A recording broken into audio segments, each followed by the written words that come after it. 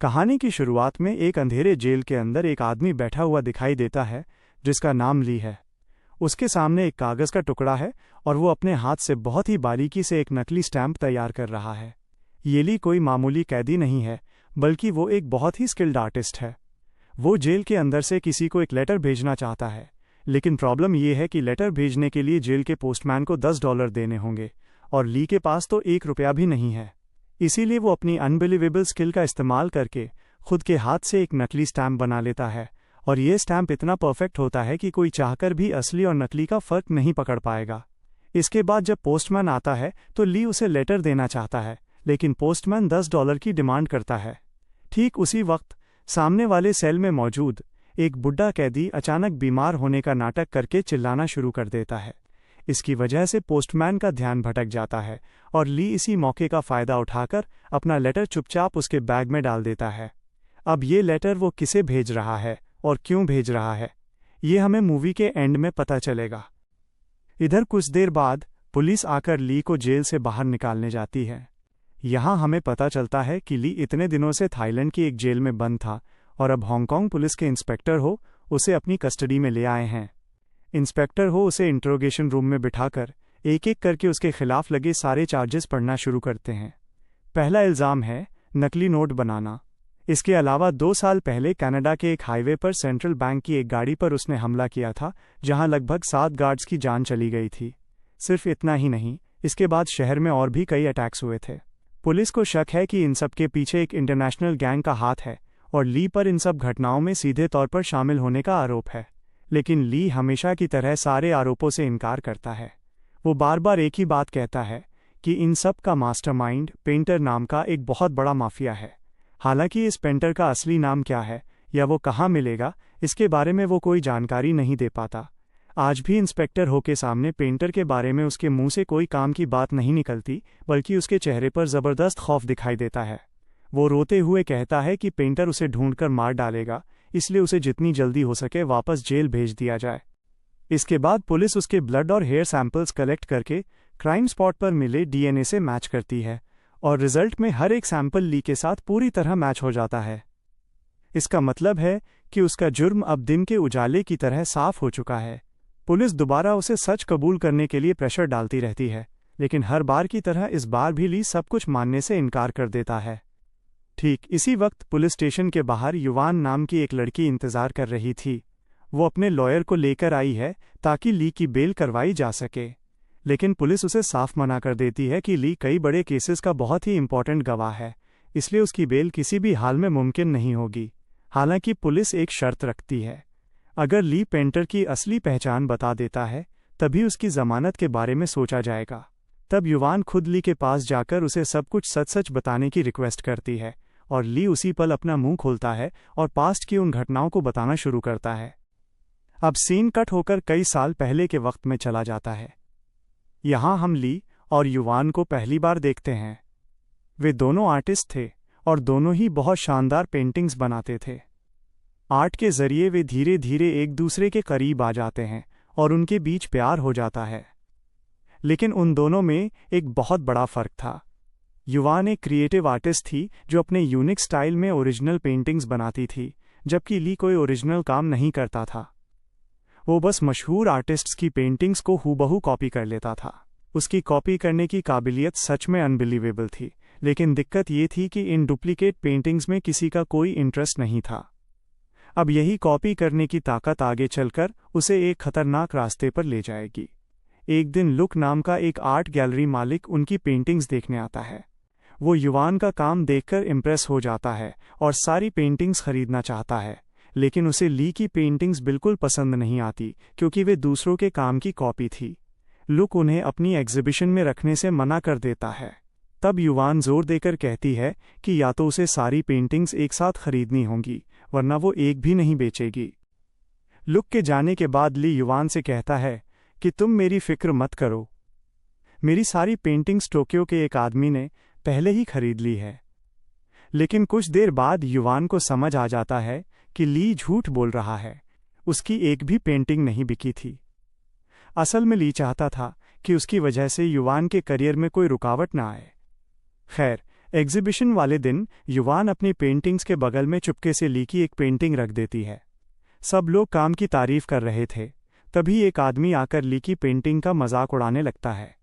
उसका ये बर्ताव देखकर युवान को इतना गुस्सा आता है कि वो उसके ऊपर पानी फेंक देती है। हालांकि एग्जीबिशन खत्म होने पर ली खुद जाकर उस आदमी से माफी मांगता है।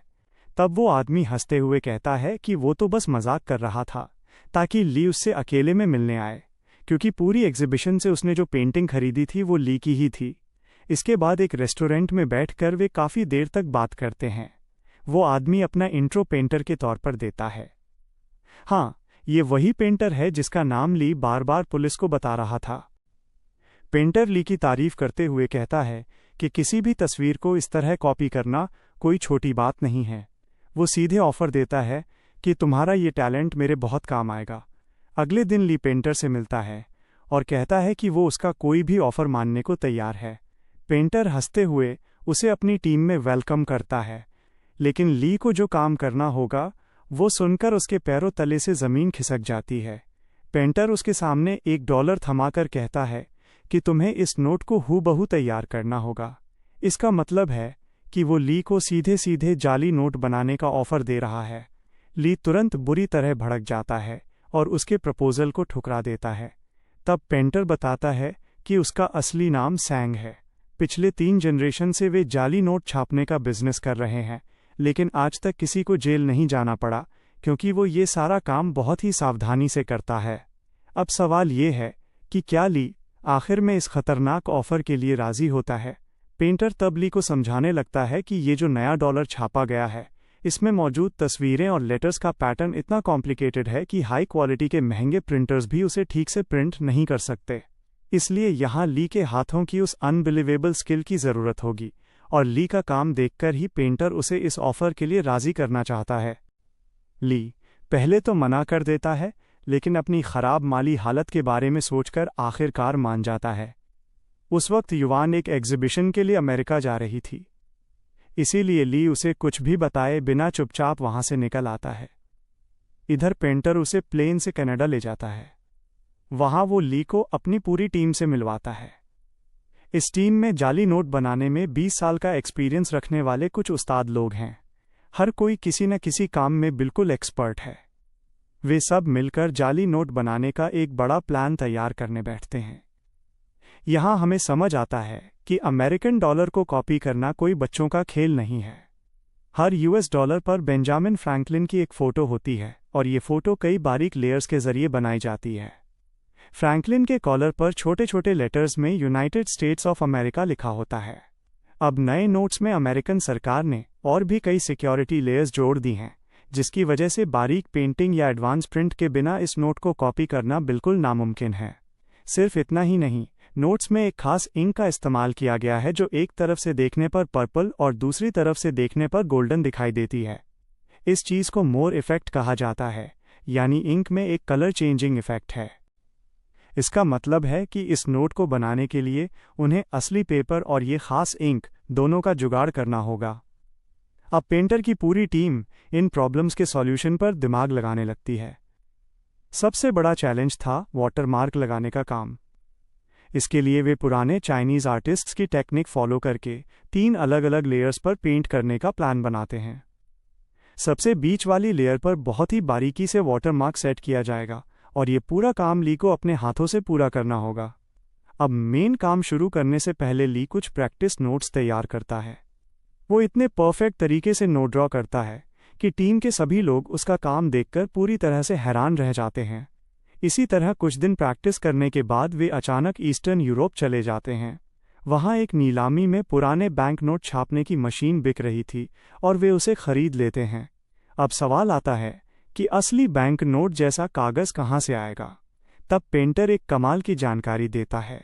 वो बताता है कि USA सरकार जिस कागज़ से नोट छापती है, ठीक उसी क्वालिटी के कागज़ से वे टेलीफोन डायरेक्टरी भी तैयार करते हैं। बस यह बात सुनते ही वे उस डायरेक्टरी के छापे खाने में जाकर मालिक से सीधे 500 टन पेपर खरीद लेते हैं। अब इन पेपर्स को लेकर ली के डिज़ाइन के हिसाब से जाली नोट छापने का काम शुरू होता है।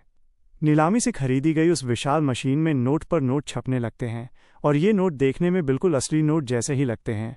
लेकिन एक बड़ी प्रॉब्लम अभी भी बाकी थी, और वो थी कलर चेंजिंग मोर इफेक्ट। इसके लिए जो खास इंक चाहिए वो सिर्फ सरकारी दफ्तरों के पास ही मिलती है, और इस इंक को हासिल करने के लिए पेंटर एक खौफनाक प्लान बनाता है। खैर, पेंटर अपनी टीम के साथ सेंट्रल बैंक की एक गाड़ी पर सीधा हमला बोल देता है। उस गाड़ी में उस कलर चेंजिंग इंक के कई बैरल थे, और पेंटर उन्हीं को लूटने आया था। अब न चाहते हुए भी ली को इस काम में उसके साथ जाना पड़ता है। गाड़ी छीनने की कोशिश के दौरान गार्ड्स गोलियां चलाना शुरू कर देते हैं, और जवाब में पेंटर की गैंग भी पलटवार करती है। इस भीषण गोलीबारी के बीच बेचारा ली बुरी तरह फंस जाता है। तभी एक गार्ड अचानक ली की तरफ बंदूक तान देता है, लेकिन ठीक उसी वक्त पेंटर आकर उस गार्ड को गोली मारकर खत्म कर देता है। इसके बाद पेंटर बम फेंककर दूर की एक गाड़ी को उड़ा देता है, जिसकी वजह से बाकी गार्ड्स भी मारे जाते हैं। फिर वे इंक के बैरल लूटकर तेजी से वहां से रफू चक्कर हो जाते हैं। लेकिन इतने सब के बीच पहली बार पेंटर का ऐसा हिंसक रूप देखकर ली के अंदर रूह कांप जाती है। अब तक डरते डरते जाली नोट तो बना रहा था, लेकिन उसने कभी नहीं सोचा था कि उसे खून खराबे में भी शामिल होना पड़ेगा। पर अब वो एक ऐसे दलदल में फंस चुका था जहां से बाहर निकलने का कोई रास्ता नहीं था। इधर मोर इफेक्ट वाली इंक लाने के बाद वे उसे प्रिंटर में लगाकर दोबारा नोट छापना शुरू करते हैं, और अब जो नोट बाहर निकलते हैं उन हर एक नोट में असली नोट की तरह ही कलर चेंजिंग इफेक्ट दिखाई देता है। ये नज़ारा देखकर पूरी टीम खुशी से उछलने लगती है, क्योंकि उन्होंने कुछ ऐसा बना लिया था जिसे असली नोट से अलग करना नामुमकिन था। लेकिन ली अंदर ही अंदर बहुत ज़्यादा गिल्ट महसूस कर रहा था। वो पेंटर से पूछता है कि जब ये इंक ख़त्म हो जाएगी तो क्या फिर से लोगों को मारकर इंक लानी होगी? इससे बेहतर है कि मैं खुद ये इंक बनाने की कोशिश करके देखूं। लेकिन पेंटर उसकी बात सुनकर उसे ज़ोर से झिड़क देता है और चुप करा देता है। अब पेंटर के ऑर्डर पर उसके लोग सूटकेस में भरकर जाली नोट अलग अलग देशों में स्मगल करना शुरू कर देते हैं। इस तरह उनका जाली नोटों का साम्राज्य दिनों दिन बढ़ता जाता है। लेकिन पुलिस को पहले ही उनकी हरकतों की भनक लग चुकी है। विंग नाम के एक अंडरकवर पुलिस ऑफिसर को इस केस की इन्वेस्टिगेशन की जिम्मेदारी दी जाती है। ये विंग इंस्पेक्टर हो के साथ मिलकर पेंटर की गैंग की मूवमेंट को फॉलो करना शुरू करता है। फिर एक खरीदार का भेष बदलकर वे सीधे गैंग के मेंबर्स से मिल जाते हैं। यहाँ पेंटर के लोग समंदर के बीच एक नाव पर पार्टी कर रहे थे। हालांकि पेंटर और ली वहां मौजूद नहीं थे। विंग वहां से सब कुछ ऑब्जर्व करता है और फिर निकल जाता है। लेकिन पेंटर का असली खेल तो अभी शुरू ही नहीं हुआ था। पेंटर जनरल नाम के अपने एक पुराने क्लाइंट के साथ मीटिंग फिक्स करता है। अगले दिन वो ली को साथ लेकर जनरल के घर की तरफ रवाना होता है। रास्ते में ली पेंटर को एक इम्पॉर्टेंट बात बताता है। वो कहता है कि उसे एक खास किस्म के कारपेंटर के बारे में पता है जिससे मोर इफेक्ट पैदा किया जा सकता है। इसका मतलब है कि इस इंक से डॉलर बिल पर दो अलग अलग एंगल से दो रंगों का इफेक्ट लाया जा सकेगा, और इसके लिए किसी को मारना नहीं पड़ेगा। पेंटर उसका ये आइडिया सुनकर काफ़ी खुश होता है और वादा करता है कि वो ली के नाम पर एक रिसॉर्ट खरीद कर देगा, जहां वो युवान के साथ अपनी बाकी ज़िंदगी आराम से गुजार सकेगा। लेकिन तभी पेंटर अचानक ली के हाथ में एक बम का रिमोट थमा देता है और कहता है कि मेरे इशारे पर ही तुम्हें ये बटन दबाना होगा। इधर जनरल के घर पहुंचने के बाद मीटिंग नॉर्मल तरीके से शुरू होती है। जनरल पेंटर को अच्छे दाम पर नकली नोट खरीदने का ऑफर देता है और कहता है 6 महीने के लिए अपनी पूरी गैंग के साथ मेरे यहाँ शिफ्ट हो जाओ और मेरे लोगों को भी अपने जैसा परफेक्ट नकली नोट बनाना सिखा दो। फिर जनरल हंसते हुए कहता है अगर तुम्हारे पिता जिंदा होते तो वे इस डील के लिए तुरंत मान जाते। ये बात सुनते ही पेंटर के चेहरे के हाव भाव भयानक तरीके से बदल जाते हैं। वो धीरे से कुर्सी से उठकर जनरल के पास जाता है और उसके कान में फुसफुसाते हुए कहता है 7 साल पहले तुमने ही मेरे पिता का खून किया था। ये सुनकर जनरल समझ जाता है कि पेंटर यहाँ बिजनेस करने नहीं बल्कि बदला लेने आया है। पेंटर अपनी शर्ट खोलकर दिखाता है कि उसकी पूरी बॉडी पर बम बंधे हुए हैं। फिर वो चिल्लाकर ली को रिमोट का बटन दबाने के लिए कहता है, लेकिन डर के मारे थर-थर कांप रहा ली अपना हाथ तक नहीं हिला पा रहा है। पेंटर के और भी जोर से डांटने पर ली के हाथ से रिमोट जमीन पर गिर जाता है और गिरते ही उसका स्विच दब जाता है। लेकिन धमाका पेंटर की बॉडी पर बंधे बमों से नहीं होता, क्योंकि वे तो नकली थे। असल में ब्लास्ट बाहर पार्क की हुई पेंटर की गाड़ी में होता है। मतलब क्या ही बोलूं, ये आदमी अपनी गाड़ी में पूरा का पूरा बम लेकर घूम रहा था। धमाके के जोरदार झटके से जनरल के कई लोग वहीं ढेर हो जाते हैं। बाकी लोग दौड़कर आते हैं और पेंटर पर गोलियां चलाने लगते हैं। लेकिन पेंटर दोनों हाथों में 2 पिस्टल लेकर ऐसे स्टाइल में गोलियां चलाता है कि एक के बाद एक लोग जमीन पर गिरने लगते हैं। लेकिन ये तो बस शुरुआत थी, क्योंकि जनरल भी कोई कच्चा खिलाड़ी नहीं था, पर पेंटर ने इसके लिए पहले से इंतजाम कर रखा था। उसका एक साथी दूर जंगल से लगातार रॉकेट लॉन्चर दागना शुरू कर देता है। रॉकेट लॉन्चर के हमलों से वहां सब कुछ उड़ जाता है और पूरा इलाका आग की लपटों में घिर जाता है। चारों तरफ धुएं और बर्बादी के बीच पेंटर 2 राइफलें लेकर और भी लोगों को साफ कर देता है। फिर उसके कुछ और साथी गाड़ियां लेकर आते हैं और जनरल के आदमियों को कुचलना शुरू कर देते हैं। इसी बीच जनरल के कुछ लोग जंगल में घुसकर रॉकेट लॉन्चर चलाने वाले बंदे को खत्म कर देते हैं। इन सब के बीच बेचारा ली एक कोने में दुबक कर अपनी जान बचाने की कोशिश कर रहा है। ये गोलीबारी काफी देर तक चलती रहती है। आखिर में जनरल खुद एक आर्मर्ड कार लेकर आता है और पेंटर पर सीधी फायरिंग शुरू कर देता है। लेकिन पेंटर जबरदस्त स्टाइल में कूदकर उस पर गोलियां चलाता है और गाड़ी के सही हिस्से पर निशाना साधकर पूरी गाड़ी को ही पलट देता है। इस तरह वो जनरल का भी काम तमाम कर देता है। मगर इस जंग के दौरान चिंग नाम की एक लड़की जो जनरल के लिए काम करती थी, उसकी बॉडी में आग लग जाती है। ली दौड़कर जाता है और उस आग को बुझा देता है, लेकिन तब तक उसका चेहरा बुरी तरह झुलस चुका था। लौटते वक्त पेंटर उसे हॉस्पिटल ले जाता है और फिर धमाका करके जनरल के पूरे ठिकाने को मिट्टी में मिला देता है। करीब 1 महीने बाद चिंग धीरे धीरे अपनी चोटों से ठीक होने लगती है। पेंटर उसे एक नई आईडी और पासपोर्ट देता है जिस पर उसका नाम युवान लिखा था। ये देखकर ली को बहुत गुस्सा आता है, क्योंकि युवान उसकी प्रेमिका का नाम है, लेकिन पेंटर उसकी बात पर ध्यान नहीं देता। इस तरह नई पहचान के साथ चिंग पेंटर की गैंग में शामिल हो जाती है और धीरे धीरे ली की तरफ अट्रैक्ट होने लगती है। हालांकि ली इन सब बातों को ज्यादा भाव नहीं देता। इसी बीच एक दिन वे सब मिलकर युवान का आर्ट शो देखने जाते हैं, जहां पेंटर ली से कहता है कि उसने उसके लिए रिसॉर्ट का इंतजाम कर दिया है। अब वो युवान के साथ सुख शांति से अपनी जिंदगी गुजार पाएगा। लेकिन ली दुखी होकर कहता है कि क्या युवान को एक क्रिमिनल के खरीदे हुए रिसॉर्ट में रहना पसंद आएगा।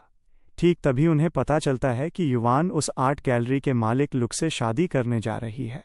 असल में ली ने काफ़ी दिनों से युवान से कोई कांटेक्ट नहीं रखा था, जिसकी वजह से युवान ने उसका और इंतज़ार नहीं किया और लुक के साथ रिलेशनशिप में आ गई। ये खबर जानने के बाद ली चुपचाप गैलरी से बाहर निकल आता है और पेंटर को बताता है कि वो और चिंग अब ये गैंग छोड़ना चाहते हैं। पेंटर बुरी तरह भड़ककर उसे गालियां देता है और कहता है कि इंक बनाने का काम खत्म करके ही वो यहाँ से जा सकता है। इधर वो अंडरकवर ऑफिसर विंग अब भेष बदलकर सीधे पेंटर से मिलना चाहता है, लेकिन पेंटर के मन में पहले से ही शक था।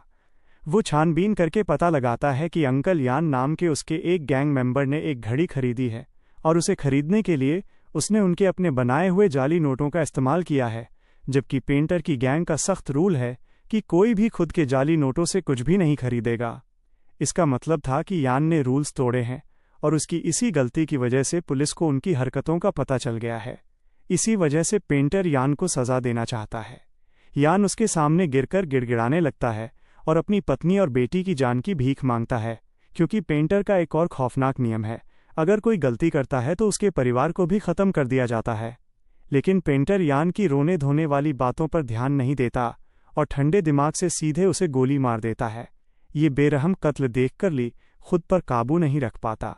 वो तुरंत पेंटर पर झपट पड़ता है, लेकिन पेंटर उसके कान के पास से गोली चला देता है और उसके चेहरे पर एक जोर का मुक्का जड़ देता है। इधर विंग दोबारा भेष बदलकर पेंटर से मिलने आता है, लेकिन पेंटर को उसके सारे प्लान पहले से पता थे। इसलिए बात करने के दौरान वो अचानक ली से कहता है कि वो विंग को गोली मार दे, लेकिन इस बार भी ली अपनी जगह से हिल नहीं पाता। आखिर में पेंटर खुद ही विंग को गोली मारकर ख़त्म कर देता है। इसके बाद वो ली पर और भी ज़्यादा भड़क जाता है और उसके सामने कुछ ऐसा रिवील करता है जिसे सुनकर ली के पूरे शरीर में ठंडी लहर दौड़ जाती है। पेंटर दिखाता है कि उसने युवान और उसके होने वाले पति लुक को इस वक्त बंधक बना रखा है, यानी इस आदमी ने किसी तरह युवान और लुक को किडनैप कर लिया था, सिर्फ ली को ब्लैकमेल करने के लिए। पेंटर ली को सीधे लुक पर गोली चलाने के लिए कहता है, लेकिन ली इसके लिए बिल्कुल राजी नहीं होता। वो उल्टा पेंटर पर ही पिस्तौल तान देता है। इसी दौरान ट्रिगर दबने से अंधाधुंध गोलियां चलती हैं, जिसमें लुक मारा जाता है। इसके बाद पेंटर और ली के बीच एक ज़बरदस्त गन फाइट शुरू हो जाती है। इसी दौरान चिंग आकर पेंटर के आदमियों को एक के बाद एक खत्म करने लगती है। आखिर में ली सीधे पेंटर के सीने में गोली मारकर उसे भी खत्म कर देता है। इधर ली युवान को बचाना चाहता है, लेकिन चिंग युवान को जान से मारने की धमकी देकर उसे रोक देती है। असल में चिंग ली की तरफ काफ़ी अट्रैक्ट हो गई थी, इसलिए वो किसी भी हाल में युवान को ली के पास नहीं जाने देना चाहती थी। ली के पास और कोई रास्ता नहीं बचता, इसलिए वो युवान को वहीं छोड़कर वहां से निकलने पर मजबूर हो जाता है। इसके बाद वो पैसों का बैग लेकर उसी रिसॉर्ट में चला जाता है जो पेंटर ने उसके लिए खरीदा था। अगली सुबह ली अखबार में पढ़ता है कि पुलिस को पेंटर की डेड बॉडी नहीं मिली है। तब उसके दिमाग में एक ही ख्याल आता है कि शायद पेंटर मरा नहीं है और वो युवान को मारकर बदला लेगा। इसलिए ली युवान को बचाने के लिए तेजी से निकलता है, लेकिन इसी बीच रास्ते में पुलिस आकर उसे अरेस्ट कर लेती है। यानी इसके बाद जो हुआ वो हमने मूवी की शुरुआत में देखा था। पुलिस ली के सामने शर्त रखती है कि अगर वो पेंटर के बारे में सारी जानकारी देगा तभी उसे जमानत मिलेगी। और जिस युवान को ली छोड़कर आया था वही युवान उसे बचाने आई है, क्योंकि ली ने जेल से लेटर लिखकर उससे माफ़ी मांगी थी। याद है मूवी की शुरुआत में नकली स्टैंप लगाकर लेटर भेजने वाली बात? वो लेटर असल में इसी युवान को भेजा गया था। इधर युवान की सलाह पर ली पेंटर के बारे में शुरू से लेकर अंत तक सब कुछ पुलिस को सच सच बता देता है। पुलिस उसे पेंटर का एक स्केच बनाने के लिए कहती है, जिसके बाद उसकी जमानत हो जाती है और पुलिस उसे एक होटल में ले जाकर छोड़ देती है। वहां ली युवान से माफ़ी मांगता है और उनके बीच एक रोमांटिक पल बीतता है। ठीक उसी वक्त इंस्पेक्टर हो को पुलिस की वर्दी पहने एक आदमी दिखाई देता है, जिसका चेहरा ली के बनाए हुए पेंटर के स्केच से हूबहू मिलता है। और मज़ेदार बात यह थी कि वो आदमी पुलिस की वर्दी पहनकर खुद पुलिस स्टेशन के अंदर जा रहा था। इसीलिए वो अपनी टीम के साथ मिलकर उसे तुरंत अरेस्ट कर लेता है। सबको लगता है कि देश का मोस्ट वांटेड क्रिमिनल आखिर पकड़ा गया। लेकिन वो आदमी हैरान होकर चिल्लाता है, मैं क्रिमिनल कब से हो गया? मैं तो एक मामूली पुलिस कांस्टेबल हूं। जब वो अपनी आईडी दिखाता है तो इंस्पेक्टर हो का चेहरा सफ़ेद पड़ जाता है, क्योंकि अब उसे समझ आ जाता है कि ली ने उन सबको इतनी देर से बेवकूफ़ बनाया है। लेकिन यकीन मानिए, असली सच तो अभी बाकी है और ये इतना चौंकाने वाला है कि आप दंग रह जाएंगे। क्या आप अभी तक बात समझ पाए? इतनी देर से जिस भयानक पेंटर की कहानी सुनाई जा रही थी, वो पेंटर असल में कोई और नहीं बल्कि खुद ली है। जाली नोट डिज़ाइन करने से लेकर सेंट्रल बैंक की गाड़ी पर हमला करने और जनरल के ठिकाने पर नरसंहार करने तक ये सब कुछ उसने अकेले ही अंजाम दिया था। लेकिन खुद को बचाने के लिए उसने पुलिस के सामने बहुत ही मासूम बनकर पेंटर नाम का एक काल्पनिक किरदार खड़ा कर दिया, और जिस बेचारे पुलिस कांस्टेबल को उसने गिरफ्तारी के वक्त ड्यूटी पर देखा था, उसी का चेहरा उसने पेंटर के स्केच के तौर पर बना दिया। सोचिए, पूरी मूवी के दौरान हमें लगा कि ली एक मासूम आर्टिस्ट है जिसे ज़बरदस्ती इस जुर्म में घसीटा गया, जबकि वही इस पूरे ऑपरेशन का असली मास्टरमाइंड था। सिर्फ इतना ही नहीं, और भी भयानक सच ये है कि चीन से आने के बाद ली की युवान से कभी मुलाकात ही नहीं हुई थी। जो लड़की उसे बचाने पुलिस स्टेशन आई थी और जिसके साथ वो होटल में था, असल में युवान नहीं थी। वो वही चिंग थी जिसकी ली ने प्लास्टिक सर्जरी करवा कर उसे युवान का चेहरा दे दिया था। याद है जनरल के ठिकाने पर उस जंग के दौरान चिंग का चेहरा झुलस गया था? ठीक उसके बाद ली ने उसे युवान जैसा बनवा दिया, क्योंकि वो असली युवान को कभी हासिल नहीं कर सका था। इसलिए उसने चिंग को युवान बनाकर अपने पास रख लिया। खैर, अगले दिन नकली युवान बनी हुई चिंग बुरी तरह चिढ़ जाती है।